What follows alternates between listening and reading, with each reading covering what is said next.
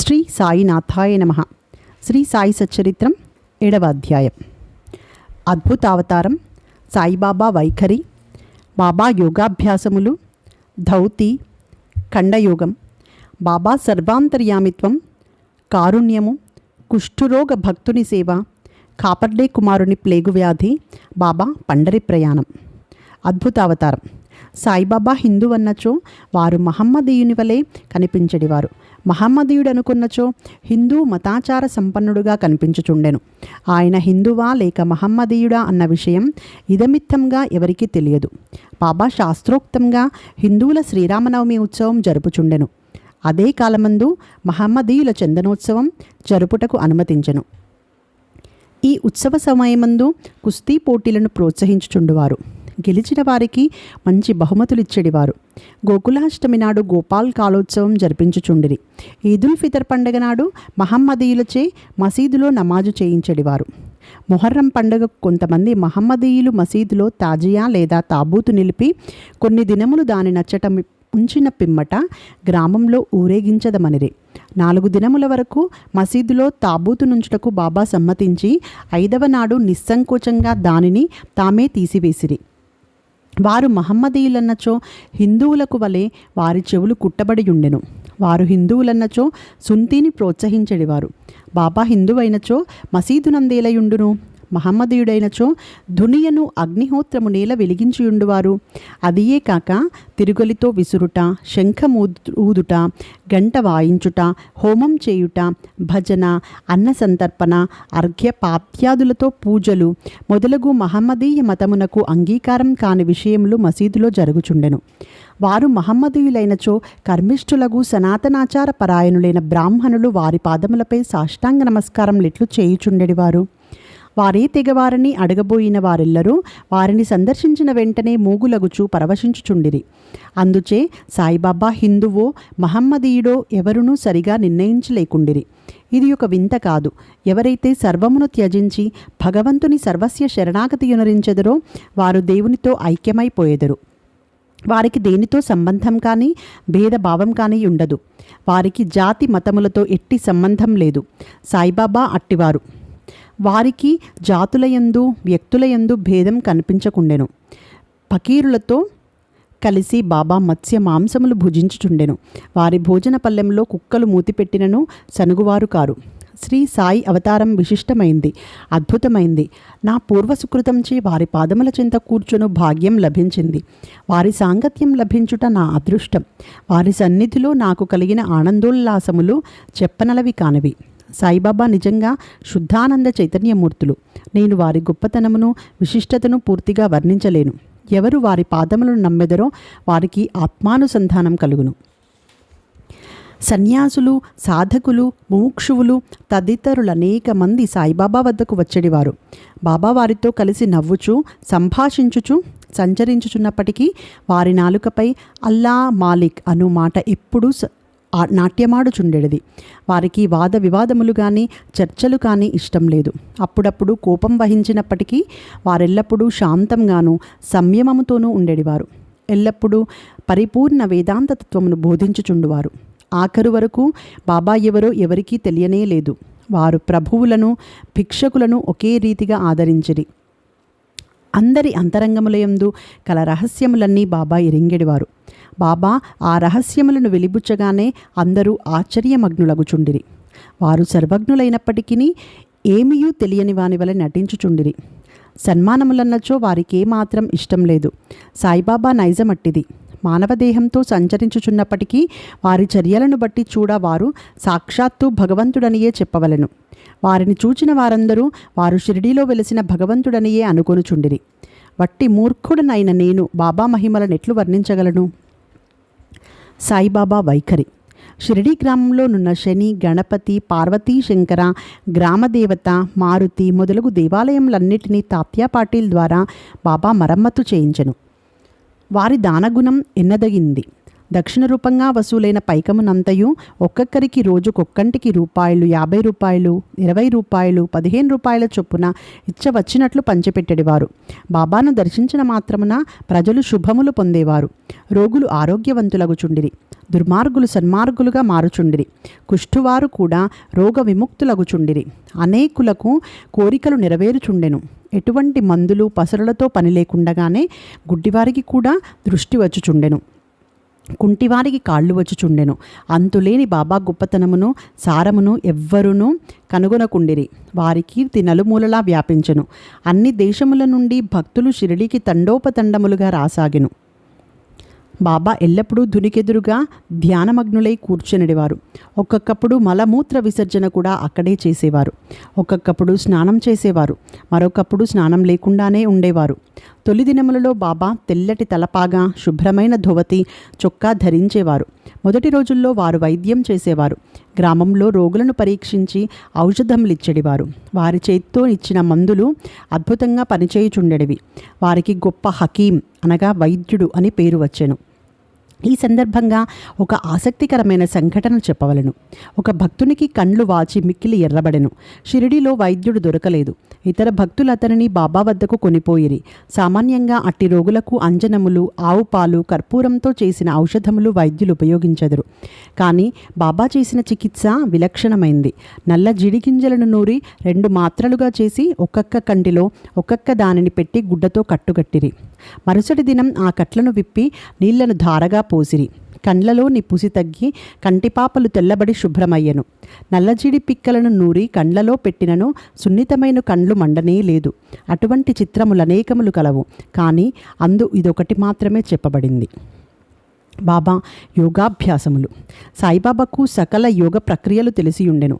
ధౌతి, ఖండయోగము, సమాధి మున్నగు షడ్విధ యోగ ప్రక్రియలయందు బాబా ఆరితేరినవారు. అందులో 2 మాత్రమే ఇక్కడ వర్ణింపబడినవి. ధౌతి. మసీదుకు చాలా దూరంగా ఒక మర్రి చెట్టు కలదు. అక్కడొక బావి కలదు. ప్రతి 3 రోజులకు ఒకసారి బాబా అచ్చటకు పోయి ముఖ ప్రక్షాళనం, స్నానం చేయుచుండెను.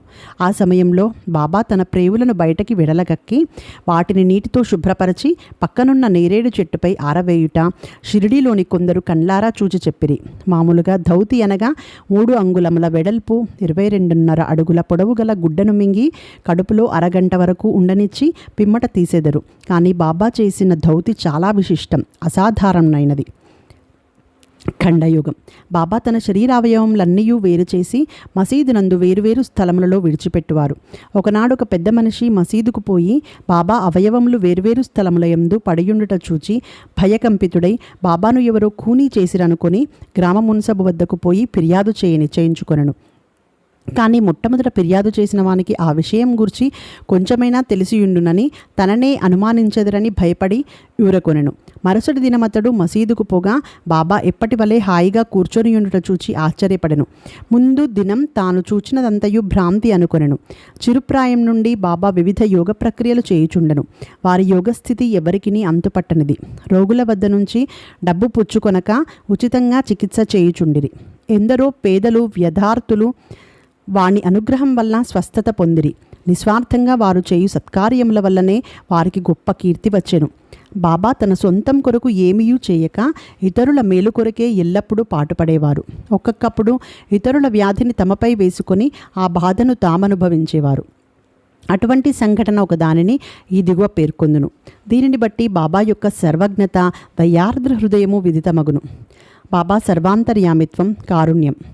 1910 సంవత్సరం అనగా ఘనత్రయోదశి నాడు, అనగా దీపావళి పండుగ ముందు రోజున బాబా ధుని వద్ద కూర్చుండి చలి కాచుకొనుచు ధునిలో కట్టెలు వేయుచుండెను.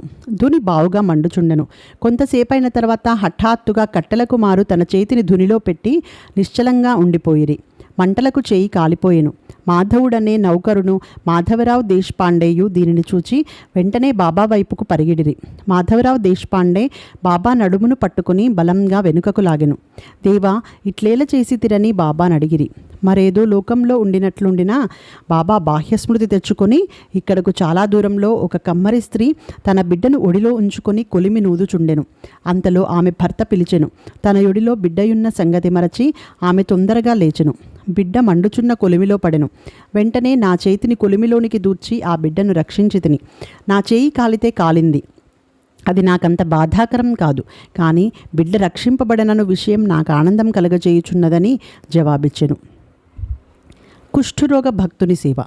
బాబా చెయ్యి కాలిన సంగతి మాధవరావు దేశపాండే ద్వారా తెలుసుకున్న నానాసాహెబ్ చాందోర్కర్ వెంటనే బొంబాయి నుండి డాక్టర్ పరమానంద్ అను ప్రఖ్యాత వైద్యుని వెంటబెట్టుకుని వైద్య సామాగ్రితో సహా హుటాహుటిన షిరిడి చేరును. చికిత్స చేయుటకే డాక్టర్కు కాలిన తమ చేయి చూపమని బాబాను నానా కోరెను. బాబా అందులో ఒప్పుకొనలేదు. చేయి కాలిన లగాయతు భాగోజీ షిందే అను కుష్ఠరోగి ఏదో ఆకువేసి కట్టుకట్టినవాడు. నానా ఎంత వేడిననో బాబా డాక్టర్ గారిచే చికిత్స పొందుటకు సమ్మతింపలేదు. డాక్టర్ గారు కూడా అనేకసార్లు వేడుకొండ్రి. అల్లాయే తన వైద్యుడని తమకేమాత్రం బాధ లేదని చెప్పుచు ఎటులో డాక్టర్చే చికిత్స చేయించుకొనుటను దాటవేయిచుండెను. అందుచే డాక్టర్ మందుల పెట్ట మూత అయినా తెరవకుండగానే బొంబాయి తిరిగి వెళ్ళిపోయెను. కానీ అతనికి ఈ మిషతో బాబా దర్శన భాగ్యం లభించను. ప్రతిరోజు బాగోజీ వచ్చి బాబా చేతికి కట్టుచుండెను. కొన్ని దినముల తర్వాత గాయం మానిపోయెను. అందరూ సంతోషించిరి. అప్పటికి ఇంకా ఏమైనా నొప్పి మిగిలినయుండినదా ఆయను సంగతి ఎవరికీ తెలియదు. కానీ ప్రతిరోజు ఉదయం బాగోజీ పట్టీలను విప్పి బాబా చేతిని నేతితో తోమి తిరిగి కట్లను కట్టుచుండెడివారు. బాబా మహాసమాధి వరకు ఇది జరుగుచునేయుండును.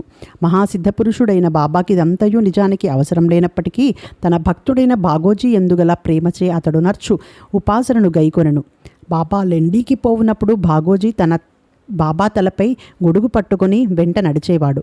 ప్రతిరోజు ఉదయం బాబా ధుని యొద్ద కూర్చునగానే బాగోజీ తన సేవాకార్యం మొదలెడువాడు. బాగోజీ గత జన్మయందు చేసిన పాప ఫలితంగా ఈ జన్మమున కుష్ఠరోగంచే బాధపడుచుండెను. వాని వేళ్ళు ఈడ్చుకొని పోయెను. వాని శరీరమంతయు చీముకారుచు దుర్వాసన కొట్టుచుండెను. బాహ్యమునకు అతడెంత దురదృష్టవంతుడంతని వలె కనిపించినప్పటికీ అతడు మిక్కిలి అదృష్టశాలి, సంతోషి. ఎందుకనగా అతడు బాబా సేవకులందరిలో మొదటివాడు. బాబా సహవాసం పూర్తిగా అనుభవించినవాడు. కాపడ్డే కుమారుని ప్లేగు వ్యాధి. బాబా విచిత్ర లీలల్లో ఇంకొక దానిని వర్ణించదును. అమరావతి నివాసియగు దాదాసాహెబ్ కాపడ్డే భార్య తన చిన్న కొడుకుతో కలిసి షిరిడిలో కొన్ని దినములుండెను. ఒకనాడు కాపడ్డే కుమారునికి తీవ్ర జ్వరం వచ్చెను. అది ప్లేగు జ్వరం కింద మారెను. తల్లి మిక్కిలి భయపడెను. షిరిడి విడిచి అమరావతి పోవలననుకొని సాయంకాలం బాబా బూటీవాడ వద్దకు వచ్చుచున్నప్పుడు వారిని సెలవు అడగబోయెను. గద్గద కంఠంతో తన చిన్న కొడుకు ప్లేగుతో పడియున్నాడని బాబాకు చెప్పెను. బాబా ఆమెతో దయతో మృదువుగా ఇట్లనెను, ప్రస్తుతం ఆకాశం మబ్బు పట్టియున్నది. కొంతసేపటిలో మబ్బులన్నీయూ చెదిరిపోయి ఆకాశం నిర్మలమగును. అట్లనుచు బాబా కఫ్నీని పైకెత్తి చంకలో కోడిగుడ్లంత పరిమాణం కల 4 పేగు పొక్కులను చూపుచు, నా భక్తుల కొరకు నేనెట్లు బాధపడునో చూడుము. వారి కష్టములన్నీయూ నావే. ఈ మహాద్భుత లీలను చూచిన జనులకు మహాత్ములు తమ భక్తులు బాధలు తామెట్లు స్వీకరింతురో అను విషయం స్పష్టమగును. మహాత్ముల మనస్సు మైనం కన్నా మెత్తనిది, వెన్నవలే మృదువైనది. వారు భక్తులను ప్రత్యుపకారమేమియూ ఆశించక ప్రేమించెదరు. భక్తులనే తమ స్వజనులుగా భావించెదరు. బాబా పండరీ ప్రయాణం. సాయిబాబా తన భక్తులను ఎట్లు ప్రేమించుచుండెనో, వారి కోరికలను అవసరములను ఎట్లు గ్రహించుచుండెనో అను కథను చెప్పి ఈ అధ్యాయమును ముగించెదను.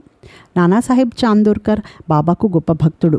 అతడు కాందేజ్లోని నందూర్ బారులో మామల్తదారుగా నుండెను. అతనికి పండరీపురమునకు బదిలీ అయ్యెను. సాయిబాబా యందు అతనికి గల భక్తి అను ఫలం ఆనాటికి పండెను. పండరీపురమును భూలోక వైకుంఠమనెదరు. అట్టి స్థలమునకు బదిలీ అగుటచే అతడు గొప్ప ధన్యుడు. నానాసాహెబ్ వెంటనే పండరిపోయి ఉద్యోగంలో ప్రవేశించవలసి ఉండెను.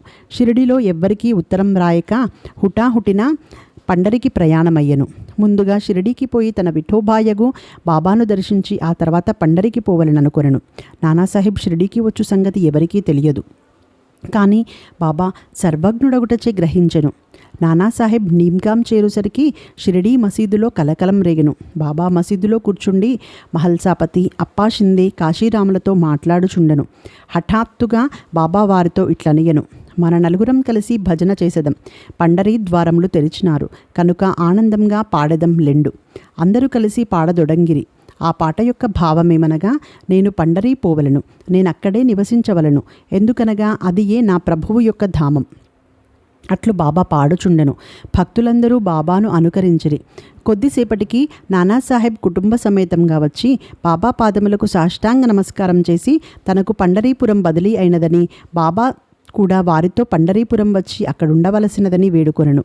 అటుల బతిమాలుటకు అవసరం లేకుండెను. ఏలన బాబా అప్పటికే పండరీ పోవలను అచ్చటనుండవలనను భావమును వెలిబుచ్చుచుండెనని తక్కిన భక్తులు చెప్పిరి. ఇది విని నానా మనస్సు కరిగి బాబా పాదములపై పడెను. బాబా ఊదీ ప్రసాదమును ఆశీర్వాదమును అనుజ్ఞను పొంది నానాసాహెబ్ పండరికి పోయెను. ఇట్టి బాబా లీలలకు అంతు లేదు. 7వ అధ్యాయం సంపూర్ణం. సద్గురు శ్రీ సాయినాథార్పణమస్తు. శుభం భవతు.